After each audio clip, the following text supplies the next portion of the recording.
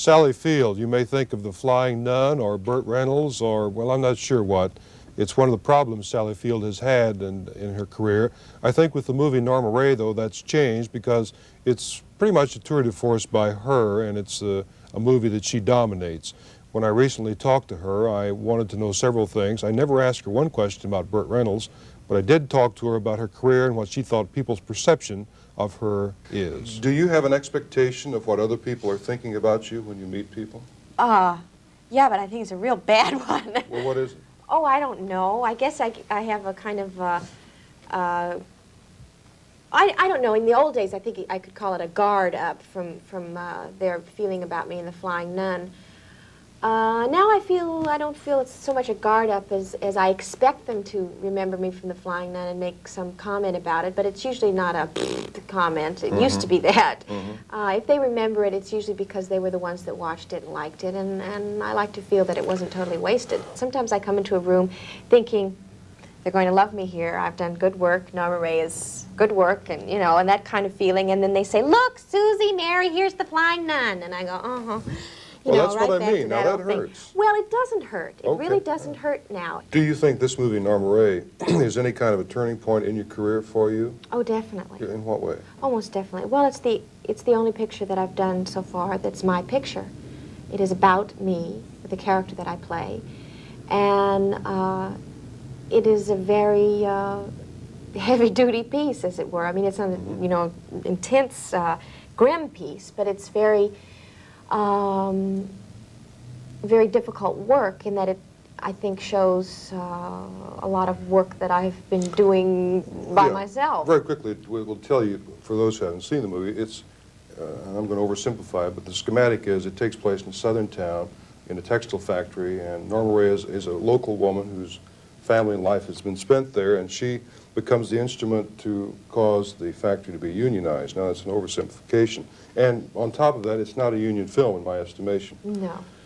But it's the story of meeting a New York Jew labor organizer who is a totally different, an alien person Yeah, to he might as well be from Mars. in your experience. And you fall in love, it seems to me. We fall very desperately esoteric in way. like. And it's a very rare thing to see on film, a man and a woman who deeply care for each other, who move each other's lives, who change. The individual will never be the same, he will never be the same, and I will never be the same. And they never consummate it sexually. They shake hands and appreciate that, because if anything else ever happened, it would have hurt each other and what they are to each other. And I don't think that's ever been done on film that I can remember. No, but it's done more in real life than the other. Isn't that curious? Absolutely. The movies have never dealt with it honestly. Absolutely.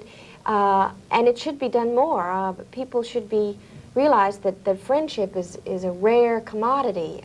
It's almost easier to be lovers than it is to be friends and stay friends forever. And they're the most wonderful things you can have. And when you do care for someone like that, to not blow it by thinking just because one's a man and one's a woman that it should be anything other than friends. I have a feeling that this movie is the first time we have recognized you as no longer a cute girl, but a woman.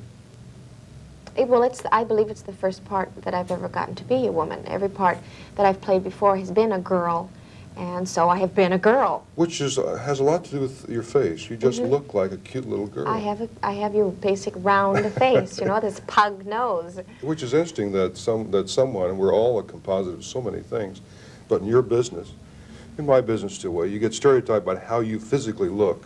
Absolutely. That's a devastating way to be typed. Well, sometimes. that's the way it goes, folks. Yeah. You have to deal with that because that's your instrument. What you look like is what you are. I mean, it's what you seem to be. You have to be a lot more than what you look like, of course, but you also have to be the very best of what you look like, because that's what you're going to be hired as first, as an actor. I mean, I certainly wouldn't be hired as your basic, zoftic, sexy girl first thing up, you know. Well, who knows what's ahead? Well, now I might be, because I might be able to act it. Certainly wouldn't look it, but act it. One never knows. Keep watching Sally Field. Who knows what she'll be doing next? Who knows? Thanks very much. Thank you. We'll be right back.